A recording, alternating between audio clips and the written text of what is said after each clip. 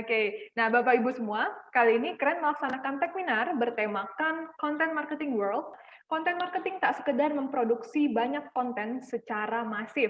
Esensi utamanya justru terletak pada pemahaman terhadap keinginan audiens dan menciptakan konten yang dapat memfasilitasi keinginan tersebut. Konten ini pun diharap mampu membantu misalnya perusahaan mencapai tujuan bisnisnya. Konten yang menarik memungkinkan perusahaan untuk membangun hubungan yang tak semata bersifat komersial dengan konsumen. Oke, so kita akan lanjut aja masuk ke pertanyaan yang pertama. Oke, pertanyaan pertama adalah, ini sih sebetulnya menurut saya pertanyaannya bisa untuk semua panelis ya. Oke, so pertanyaannya adalah, apa sih suka duka menjadi, ini lebih ngarah ke Kak Dini dulu kayaknya, apa suka duka menjadi seorang digital content creator? Apa perubahan tertentu, ada perubahan tertentu nggak dalam profesi yang dijalani sebelum dan sesudah pandemi? Kalau sukanya tadi kita udah dengar ya mungkin beberapa, tapi dukanya dong Kak, kasih tahu juga gitu. Silahkan Kak Dini. Oke, kalau misalnya suka benar udah dijelasin di awal, kalau dukanya paling kayak kita harus catching up on trend sih. Jadi gimana caranya kita kayak terus-terusan relate sama tren, terus gimana caranya kita bisa bikin konten yang beda daripada yang lain gitu, supaya orang-orang juga bisa kenal diri kita dan juga narik followers dari sana gitu. Jadi misalnya ketika orang-orang ngomongin Desa Penari nih, ngomongin yang misalnya horor-horornya gitu, misalnya karena aku sukanya makanan gitu, mungkin aku akan kayak bikin konten kira-kira makanan di Desa Penari itu apa ya, atau gimana gitu. Jadi kayak aku selalu harus cari itu supaya bisa relate gitu. Terus tadi kalau misalnya perbedaan antara kayak sekarang, sebelum Covid sama sesudah Covid, menurut aku malah lebih enak sesudah Covid, karena semua orang kan sekarang di internet, terus mereka juga cari hiburannya di internet semua kan. Jadi sebenarnya kalau misalnya dicek, mungkin konten-konten kalian tuh bakalan nge-reach lebih banyak orang, kalian juga punya kesempatan di-follow sama banyak orang gitu. Karena memang semuanya lagi ada di internet semua, gitu sih.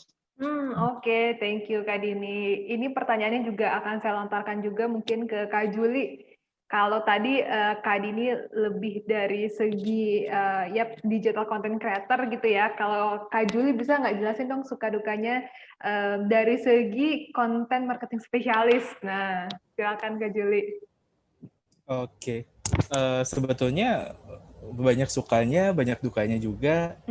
Sama sih sebenarnya. Kalau sukanya ya sebagai seorang content marketing spesialis kita jadi belajar banyak hal sih sebetulnya. Jadi kalau misalnya teman-teman mikir bahwa content marketing cuma sekedar content writer aja, itu sebenarnya lebih dari itu ya.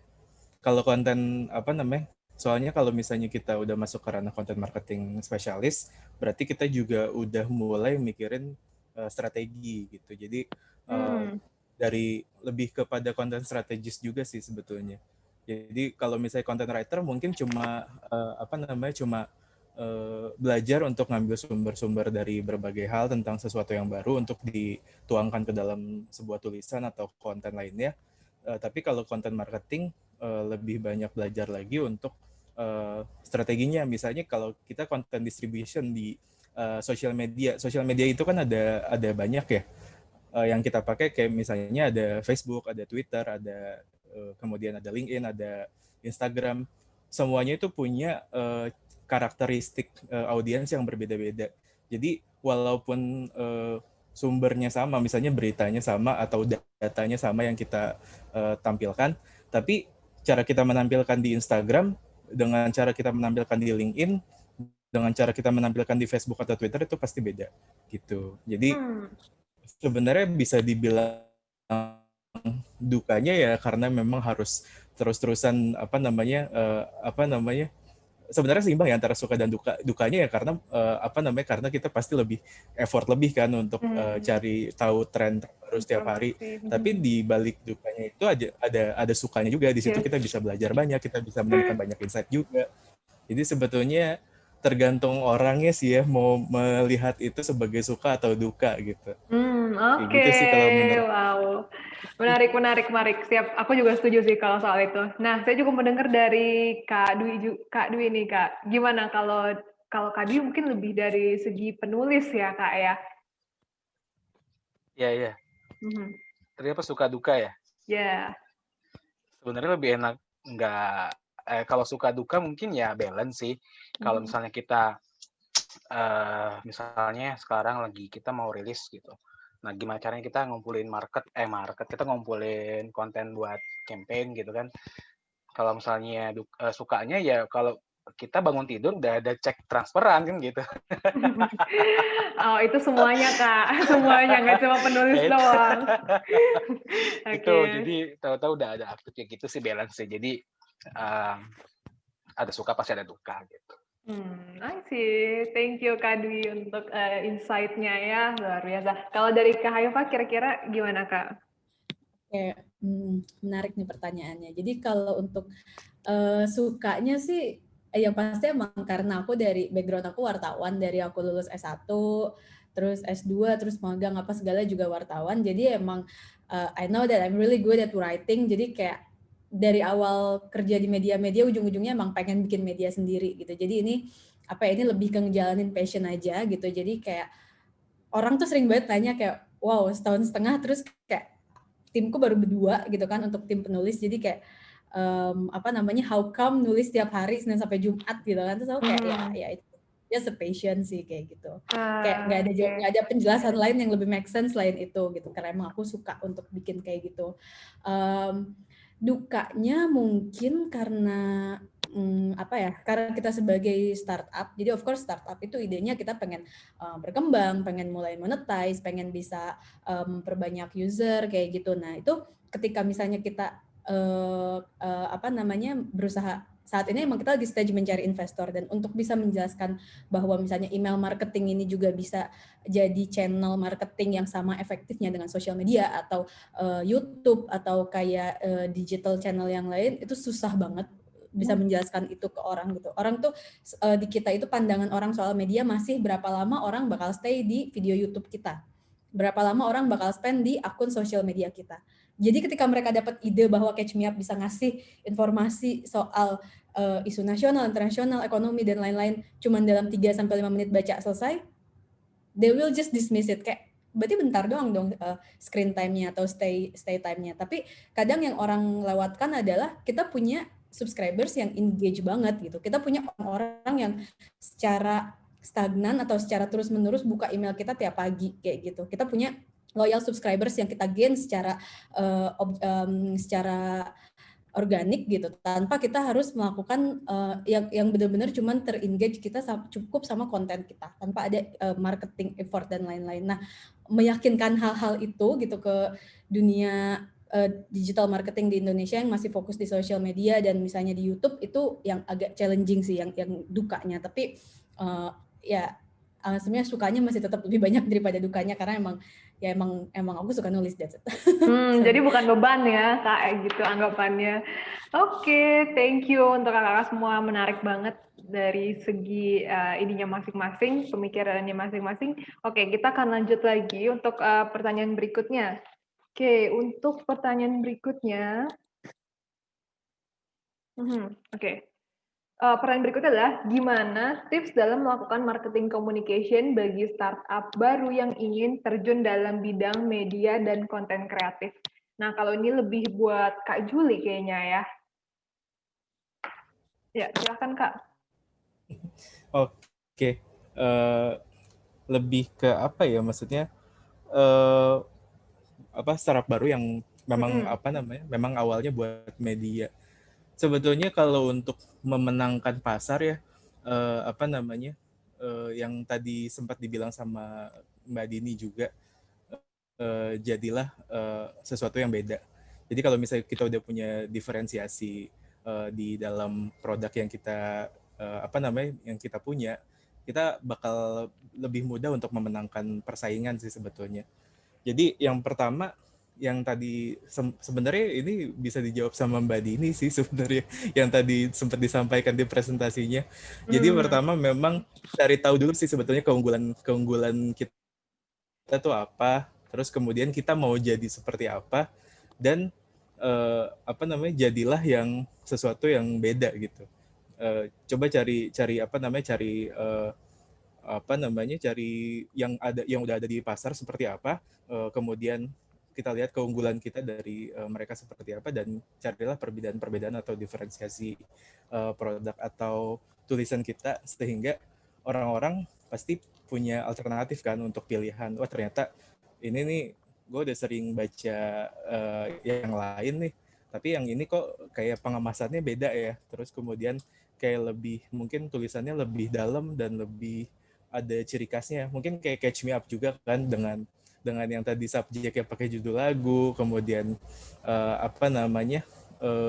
storytellingnya juga lebih unik gitu daripada berita politik, tapi dibikin storytellingnya lebih catchy gitu. Nah itu juga jadi diferensiasi juga. Nah itu yang bisa diunggulkan. Jadi pertama cari dulu sih diferensiasinya seperti apa.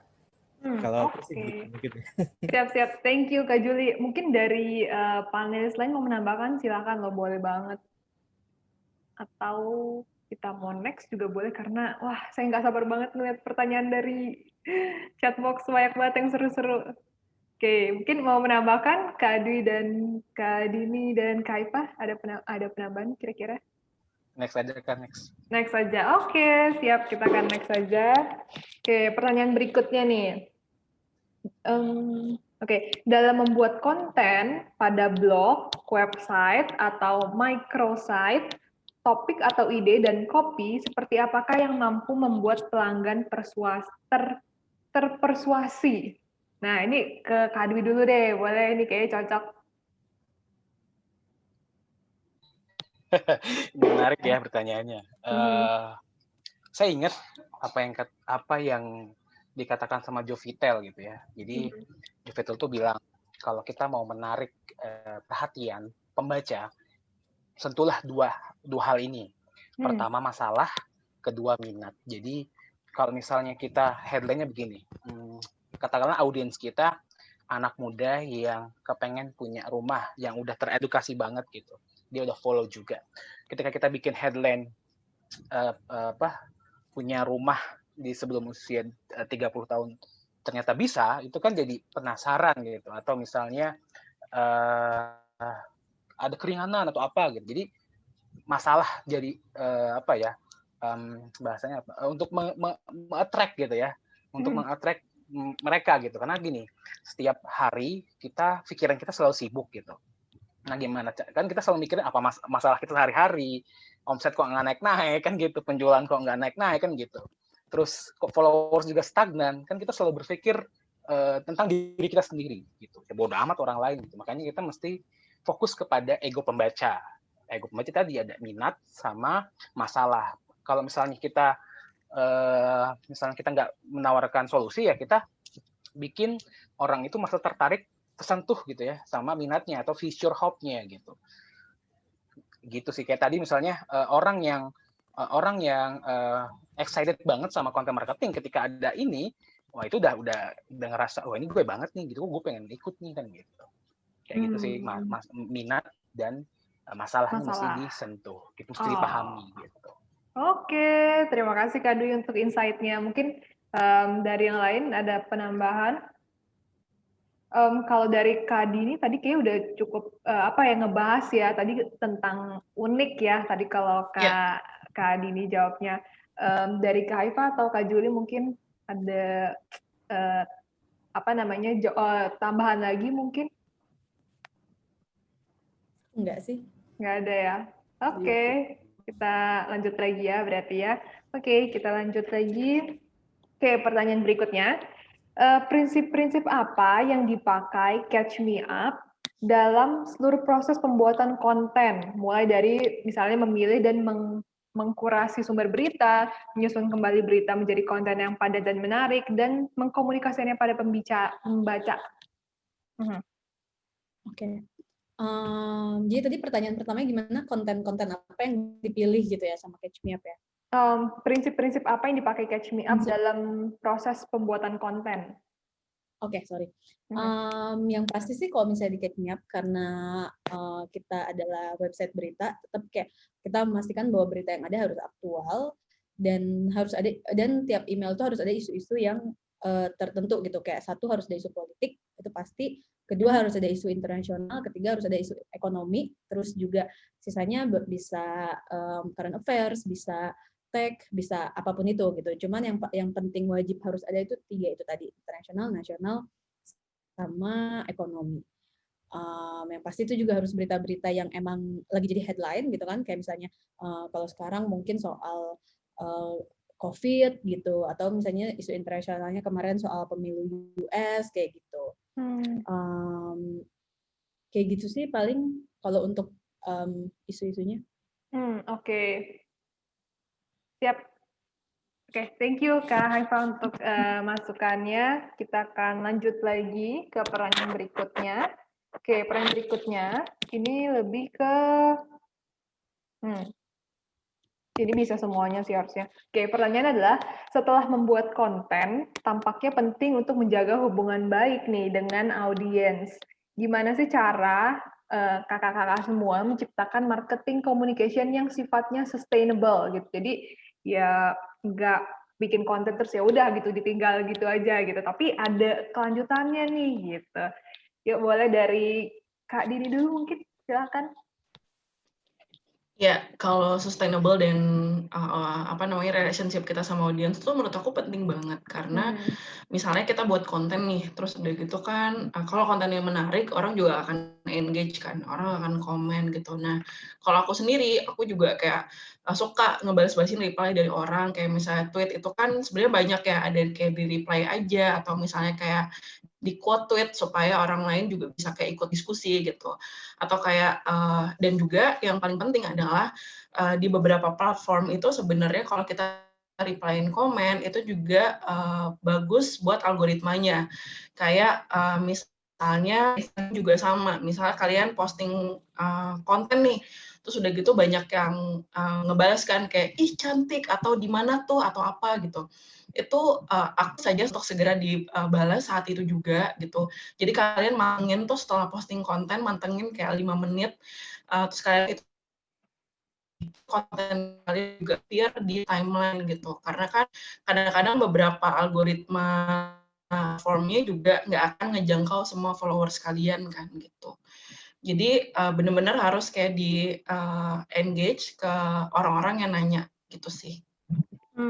Oke. Thank you, Kak Dini. Kalau saya pengen tahu juga sih sebetulnya kalau dari Kak Haifa, kira-kira bisa nggak sih Kak, istilahnya kan bisa dibilang itu komunikasi gitu. Misalnya habis Kak Haifa catch me up, ngepost sesuatu berita gitu kan, pengen juga kan sebetulnya dapat kayak ada masukan gitu, nih berita bagus atau gimana. Nah biasanya itu caranya gimana sih Kak supaya tetap bisa maintain relationship dengan mereka gitu? Oke.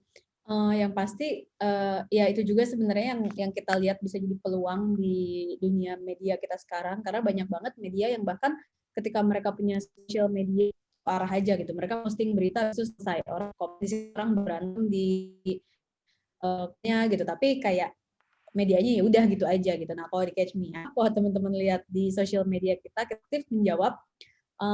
Kenapa? Karena kita pengen jadi antitesis dari media yang ada sekarang. Kalau misalnya kita sama media yang lain, ya kita nggak ada bedanya sama, ya kita bakal kalah sama mereka yang udah jauh lebih punya modal dan lebih punya entitas besar gitu. Sedangkan Catch Me Up ini kan masih kita nggak mulai dengan itu gitu. Jadi yang kita pengen lakukan adalah, dan bisa kita lakukan adalah dengan engagement secara organik tadi, salah satunya dengan kita banyak berkomunikasi dengan subscribers kita. Biasanya sih kalau untuk tahu itu gampang banget sih, aku jadi setelah kita menjalani Catch Me Up selama 1,5 tahun ini, kita jadi ngelihat pattern jenis-jenis berita yang disukai oleh pembaca kita, which is subscribers kita itu umurnya 22 ke 27 lah gitu, orang-orang anak-anak kuliah sama anak first jobers rata-rata. Nah itu kayak isu politik, sebagaimanapun kita berusaha mengkomunikasikannya, so far kayak salah satu yang engagement-nya juga nggak terlalu banyak. Tapi yang menarik adalah ketika kita ngomongin isu ekonomi, dan terutama misalnya isu ekonominya itu adalah yang berhubungan sama kehidupan para millennials gitu. Misalnya kayak kemarin pajak digital naik 10% gitu, atau kayak pajak atau UMR naik atau UMR nggak naik, itu selalu tinggi gitu engagement-nya. Jadi di situ kita menyadari bahwa konten-konten yang emang diminati oleh pembaca kita adalah yang emang ada hubungannya dengan kehidupan langsung para pembaca gitu. Misalnya kita ngomongin pilkada serentak beberapa hari lagi gitu, itu kecuali emang daerahnya besar itu susah banget kita dapat engagement di situ. Gitu. Jadi emang something yang relatable, which is kayak karena kita tahu kata kuncinya adalah relatable tadi, kita bikin konten kita jadinya se-relatable mungkin sama para pembaca kayak gitu. Oke, menarik. Thank you Kak Haifa. Mungkin ada juga jawaban dari Kak Dwi atau Kak Juli. Silahkan mau menambahkan. Setuju sih sama Mbak Gini, jadi dibalesin gitu ya komennya. Cuman kalau dari impact rating kita akan ngadain live sih, live Instagram, terus kita langsung sapa langsung gitu ya kan, one by one gitu. Nah paling lebih ke ini sih, kalau kita di media itu saya lebih menganjurkan tetap manggil kamu gitu. Jadi kalau misalnya kita di media, kamu dia lagi nonton sendirian, nggak bareng-bareng walaupun itu media gitu. Itu lebih ke tersentuh gitu. Wah anjir gue disebut gitu, lebih kayak gitu sih. Oke, siap. Thank you Kak Dwi. Dari Kak Juli ada tambahan, silakan. Sama sih sebetulnya dari semua yang udah dijawab. Oke. Kita harus bisa ngebangun hubungan sama audiens kita, ya paling penting sih lewat komen itu sih, komen di sosial media. Oke. Sip, thank you kakak-kakak semua. Kita akan lanjut lagi ke pertanyaan berikutnya nih. Oke, pertanyaan berikutnya adalah, ini untuk Kak Juli nih pertanyaannya. Jadi Daily Social ini kan adalah portal berita bisnis, teknologi, dan gaya hidup modern, mulai dari gadget terbaru sampai ekosistem startup teknologi. Gimana strategi Daily Social ini membuat konten yang menciptakan engagement dan shareable bagi penggunanya, mengingat padatnya ekosistem media, berita, maupun hiburan di Indonesia? Oke. Balik lagi sih sebetulnya ke yang tadi udah sempat dijelasin juga, diferensiasi itu memang penting banget ya. Jadi kalau misalnya kayak Daily Social kan memang bisa dibilang niche ya. Jadi memang audiensnya memang bisa dibilang orang-orang yang memang startup enthusiast, kemudian tech enthusiast, nerd dan geek juga gitu kan. Jadi kita harus coba ngasih konten yang memang benar-benar sesuai dengan minat mereka gitu. Jadi kalau startup enthusiast dan para founder, misalnya kita bisa kasih tips untuk mendirikan startup, tips untuk para founder startup, tips untuk mencari investor, tips untuk product development atau segala macam. Dan kalau untuk berita-berita berita-berita pendanaan, kemudian berita-berita tentang startup dari pendanaan terus kemudian inovasi, kita pasti bikin yang lebih deep gitu ya. Jadi nggak cuma sekedar, kalau mungkin waktu Gojek jadi Dekakorn atau Tokopedia jadi unicorn, hampir semua media memberitakan juga. Tapi sudut pandangnya lebih dalam, terus kemudian kita juga wawancara langsung sama foundernya, itu bakal lebih banyak ditemuin di dari social.id daripada di media-media lain. Kalau media lain mungkin cuma sekedar, oh iya Gojek jadi Dekakorn karena dapat investasi, valuasinya segini. Tapi kalau misalnya di di Daily Social, kita akan lebih bahas itu lebih dalam, kemudian awalnya seperti apa Gojek itu, kemudian dari pendanaan yang udah ada dari siapa aja, yang terbesar dari siapa, kayak gitu-gitu sih. Jadi memang kita mencoba untuk menyesuaikan target pembaca kita yang memang sudah niche, supaya mereka nggak lari ke media lain juga. Kalau misalnya kita terlalu dangkal kan, maksudnya pembahasannya masih terlalu umum, ya mungkin ya udah mereka bakal nyari di tempat lain juga. Cuma kalau misalnya kita bisa nyediain yang lebih dalam dan lebih sesuai dengan minat mereka, mereka bakal tetap balik lagi kayak gitu. Dan untuk shareable ya, kalau untuk shareable sebetulnya kita ngelihat dari ini ya, dari dari yang target audience kita. Jadi memang kalau di sosial media ini beda ya antara di LinkedIn kemudian di Instagram. Kalau di LinkedIn biasanya audiens kita lebih suka yang bentuknya data. Jadi kayak ada data infografis, kemudian ada data-data yang bentuknya grafik dan segala macam, itu biasanya bakal lebih menarik visualnya. Tapi kalau di Instagram mungkin agak lebih casual dibikinnya, tapi gimana caranya informasi tetap dapat. Kayak gitu sih. Jadi shareable ini juga kita perlu pertimbangan dari segi platformnya seperti apa. Kayak gitu-gitu. Atau Twitter juga kan bahasanya anak Twitter kan beda, mencoba sih untuk jadi nggak ada kadang-kadang satu post kita mirroring juga, jadi semuanya bahasanya sama. Tapi ada juga untuk post-post tertentu yang kita beda-bedain nih di Instagram kayak gimana, di LinkedIn kayak gimana, Twitter kayak gimana, Facebook kayak gimana, kayak gitu sih. Yes. Karena Gitu sih. beda banget gitu ya kayak, apalagi misalnya bisa dibilang TikTok sama LinkedIn. Nah, itu udah jauh banget tuh biasanya bahasa yang harus dipakai ya. Oke. Sip, thank you. Ini sebetulnya saya masih ada beberapa pertanyaan yang udah kita siapin, tapi saya udah benar-benar pengen langsung move on dulu aja kayaknya ya ke pertanyaan-pertanyaan peserta ya. Nanti kalau misalnya masih ada waktu, saya akan lanjutin lagi ke soal yang udah saya siapin gitu. Oke, so pertanyaannya ada pertama nih, dari Kak Erni Agustina. Kak, mau izin bertanya untuk pemula, format dan platform apa sih Kak yang tepat untuk kita belajar menjadi content creator, melihat banyak sekali format dan platform, tetapi kita merasa kemampuan dan pengetahuan kita masih rendah untuk menjangkau format dan platform lainnya. Nah, ini buat Kak Dini kayaknya, lebih buat Kak Dini ya, karena ngomongin tentang content creator juga gitu. Kalau mungkin beda kali ya kalau untuk perusahaan kayak Kak Juli atau Kak Dwi itu kan kayak mau nggak mau belajar semua platform karena distribusi kontennya memang di sana gitu. Tapi kayak misalnya mungkin aku sama Kak Haifa tuh mungkin lebih ke niche gitu, ke satu platform aja gitu. Dan kalau misalnya buat jadi content creator personal, aku pun sendiri masih bilang cukup gedein di satu platform aja dulu, nanti platform lain tuh bisa nantilah gitu. Nah, gimana caranya memilih platform itu sebenarnya kalian harus cek dulu ke diri kalian tuh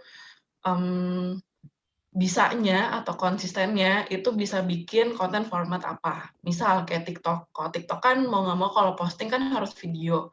Nah, apakah kita sendiri nyaman gitu untuk bikin video tiap hari gitu?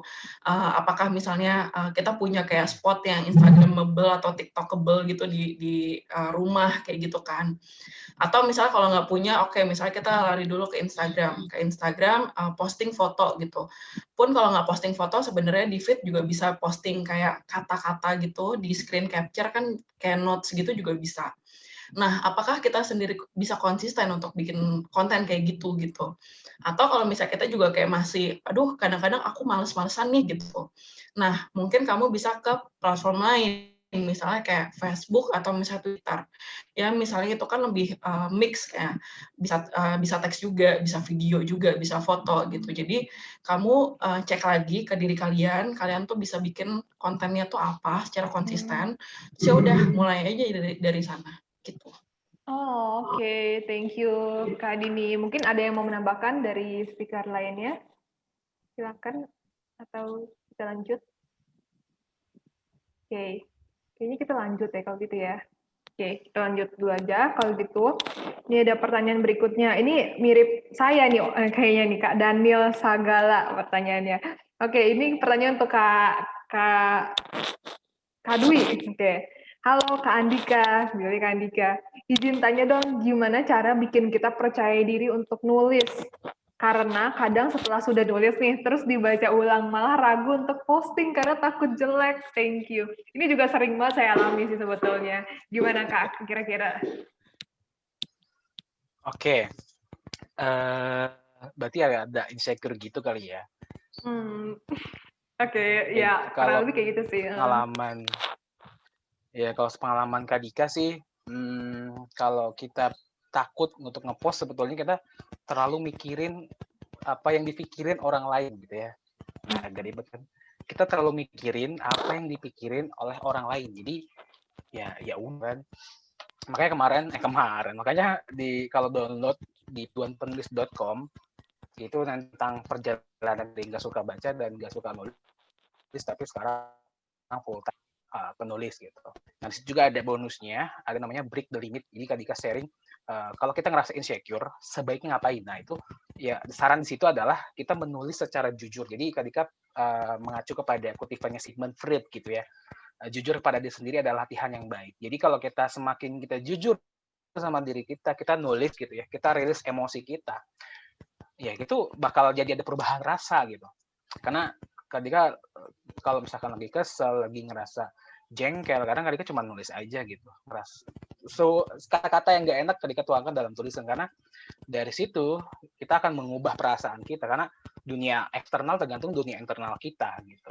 Kalau kita diri kita beres, ya orang lain juga biasa aja gitu sih.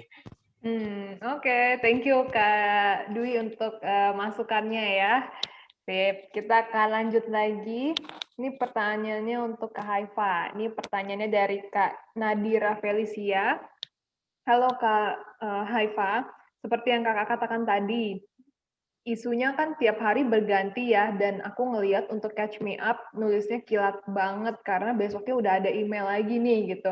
Gimana sih cara kakak ngemas konten dengan cepat, baik, tapi data dan sumbernya tetap kredibel juga? Dan apakah ada referensi tertentu yang digunakan seperti jurnal, media asing, mungkin wawancara ke narasumber? Nah, mungkin bisa dibantu Kak. Oke.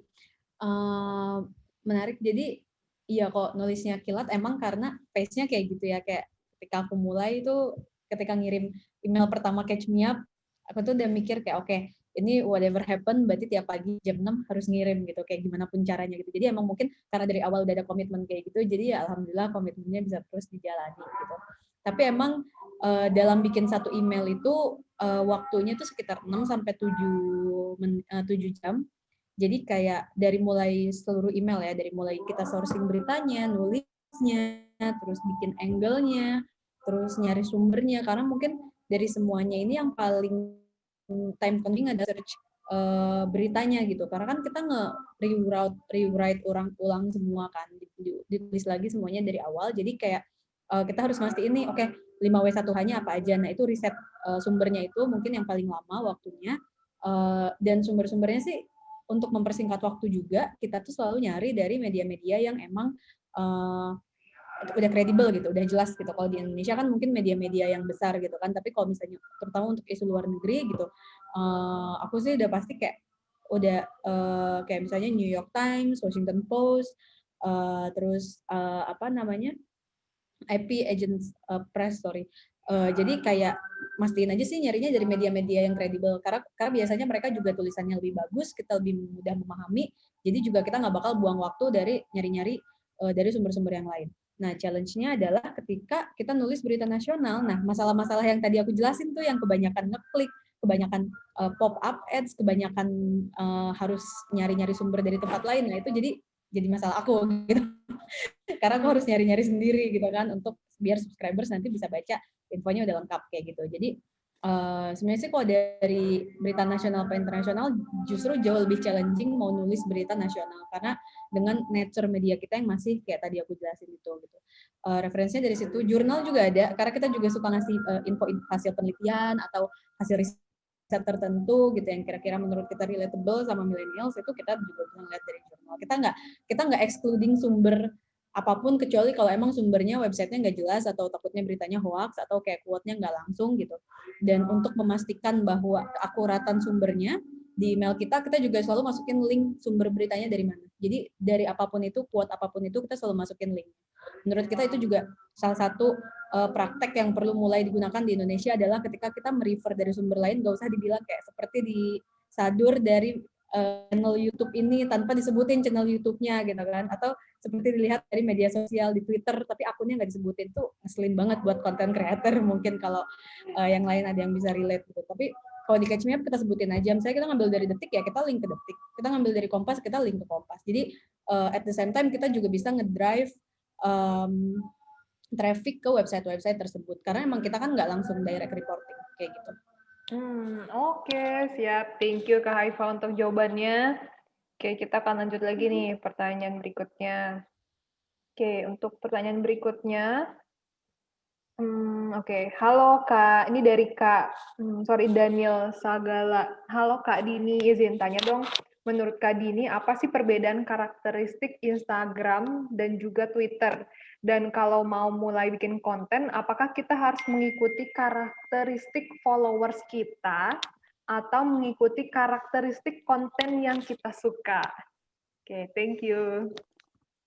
Oke, menarik sih. Itu pasti akan dialamin sama yang baru mau belajar jadi content creator gitu. Ketika kita bingung nentuin platformnya yang pertama, kedua audiensnya tuh kayak gimana ya kan? Karena kita juga bikin konten buat narik audiens gitu kan.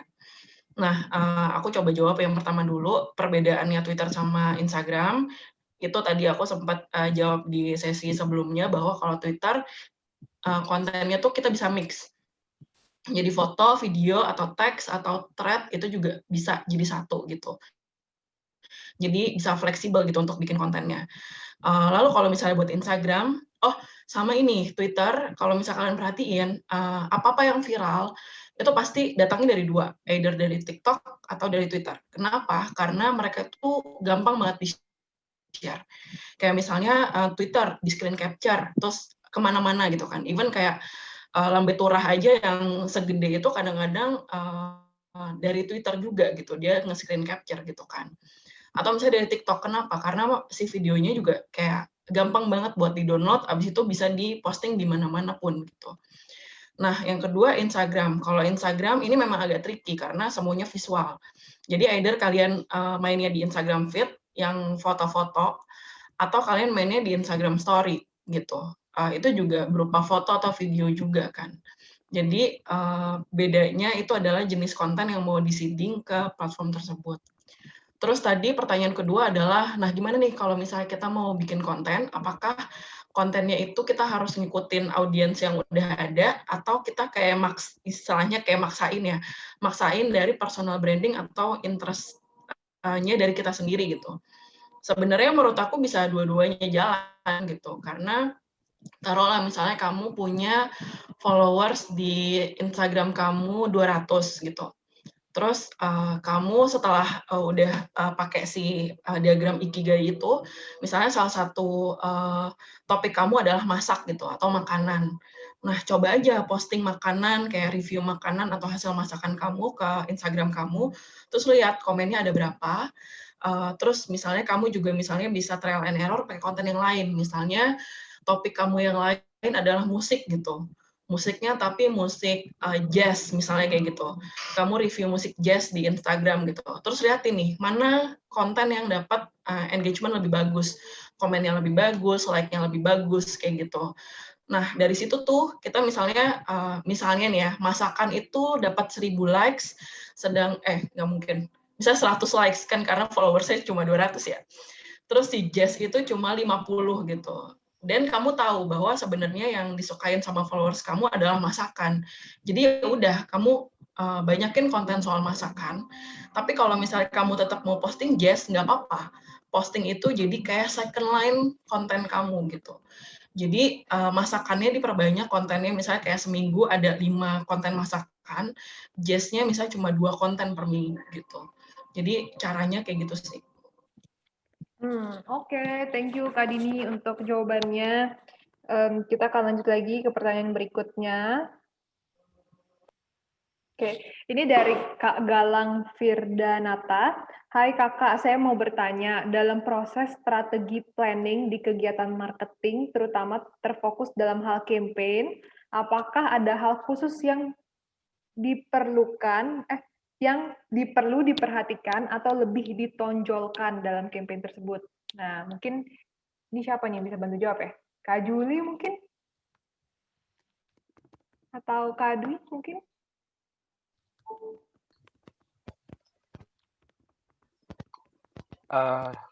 Saya bantu jawab deh ya.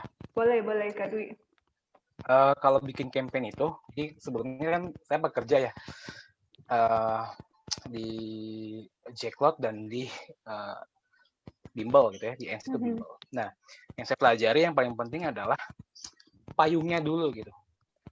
Big plan-nya dulu. Ini sebenarnya mau arah kemana? Nah, nanti setelah udah dibikinin payungnya seperti apa, kita misalnya mau campaign tentang contoh kemarin misalnya Sumpah Pemuda. Nah, dari satu itu misalnya kita bisa banyak angle-nya gitu. Kita maintain konteks gitu. Contoh waktu itu di tahun 2017 lagi ada hype banget Scream Festival gitu. Nah, waktu itu kebenaran lagi dapetin campaign yang itu gitu kan. Gimana bisa viral gitu. Nah, akhirnya kita maintain konteks sih. Yang penting secara generalnya udah direncanain nih. Nah, tinggal nanti mainin di angle aja gitu. Banyak kan misalnya nggak satu campaign doang yang bikin orang rasa interest. Ada banyak angle yang bikin orang akan merasa interest sama event itu gitu. Jadi dari situ kita bisa tahu sih, oh ternyata orang interest ke sini. Makanya kita repetisi lagi kalau misalkan itu datangin traffic lebih besar misalnya gitu. Gitu sih. Oke, thank you Kak Dwi. Dari speaker lain apa ada tambahan? Silakan kalau masih ada. Oke. Benar sih kalau kata Kak Dwi tadi, kalau untuk sebuah campaign memang nggak bisa langsung jalan gitu aja sih ya. Kalau misalnya kita mau bikin campaign, pasti kita nyusun strategi. Yang strategi pertama berarti kan kita tentuin dulu objektifnya kita apa nih sebetulnya. Objektifnya kita apakah kita ingin mendapatkan awareness aja, kemudian apakah untuk mendapatkan engagement, atau mungkin langsung ke sales gitu, ke sales baik itu soft sales, hard sell, atau mungkin dapetin leads gitu, dapetin apa namanya potential leads gitu, dari mulai cold lead, warm lead, dan hot lead. Mungkin bisa cari tahu sendiri ya itu maksudnya apa. Oke. Nah, kemudian yang tadi dibikin payung besarnya dulu, dibikin big ideas-nya seperti apa, baru habis itu nanti baru kita bisa tentuin turunan-turunannya seperti apa, topik-topik per kontennya itu seperti apa, kita bisa tentuin ketika sudah ada big ideas-nya. Kayak gitu sih. Oke, thank you Kak Julie. Ada lagi mungkin tambahan? Kak Dini atau Kak Haifa? Mungkin aku lebih ke ini kali ya, kalau tadi kan objektif udah jelas tuh, terus tadi Kak Dwi juga udah secara lengkap ngomongin juga tuh soal si topik tersebut. Tapi menurut aku kalau misalnya dalam strategi juga yang perlu diperhatiin adalah seberapa banyak referensi kalian sih. Jadi kalau kalian misalnya scrolling di internet atau di sosial media, make sure kalian juga nggak cuma scrolling doang gitu, tapi misalnya ada hal yang menarik kalian simpan, kalian bookmark gitu.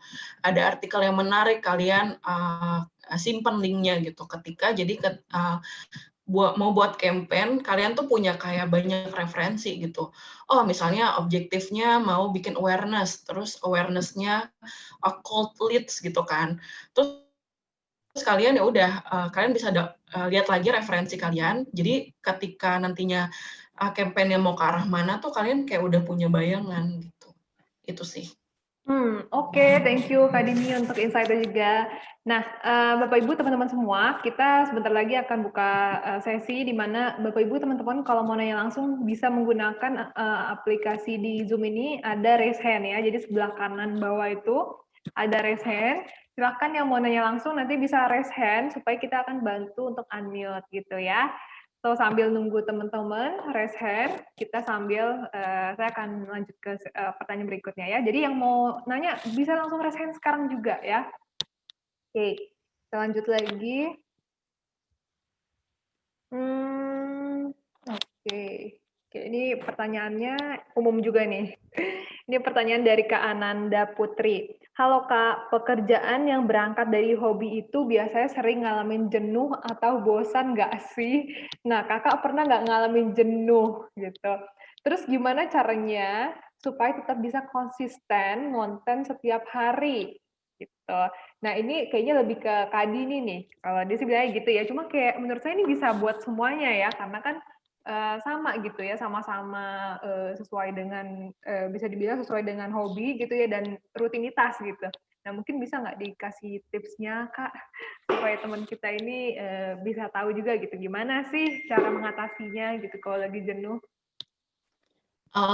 Kalau jenuh pasti semua pekerjaan ada ya, even yang pekerjaan pakai passion juga pasti jenuh gitu di titik tertentu. Nah, gimana caranya biar kita kayak punya semangat lagi buat nerusin adalah, eee, ya kita harus berangkat dari misi personal gitu. Makanya tadi aku, bawa personal branding karena ketika kamu punya personal branding, kamu punya misi yang mau disampaikan, misalnya kayak tadi, kamu percaya bahwa semua sampah itu harus didaur ulang gitu. Jadi ketika kamu bikin konten, kamu emang benar-benar pengen bikin awareness bahwa manajemen sampah itu seperti apa gitu. Jadi ketika misalnya kamu jenuh, kamu ingat misi kamu bahwa kamu harus mengedukasi orang banyak, kamu pasti akan semangat lagi gitu. Ini yang pertanyaannya dari Kak Hendrisun yang tahu. Terima kasih materinya panelis-panelis. Ada nggak cerita true story case dari content marketing atau campaign yang ambiar, yang malah reputasinya jadi down? Kenapa ya penyebabnya? Apa dari luar atau faktor internal? Berarti kalau misalnya saya niat jadi content marketer atau buat campaign, berarti harus di-maintain terus ya reputasinya sebagai yang bertanggung jawab terhadap konten atau campaign tersebut. Nah, pernah nggak ngalamin hal kayak gitu, Kak? Jadi kayak udah bikin campaign ya, bikin konten, terus ternyata salah gitu, atau ya ini bahasanya ambiar kalau dia. Gimana? Kalau misalnya pernah atau enggak, karena mungkin aku berangkatnya, dari kerja di digital agency dan pertama kali tuh ngurusin banyak brand, brand komersil ya. Jadi aku benar-benar tahu bahwa netizen itu biasanya jahat-jahat, jempolnya tuh kadang-kadang suka nggak disaring gitu kan. Jadi ketika aku bikin konten buat akun personal aku jadi punya banyak layer sebelum aku nge-post, konten tersebut gitu.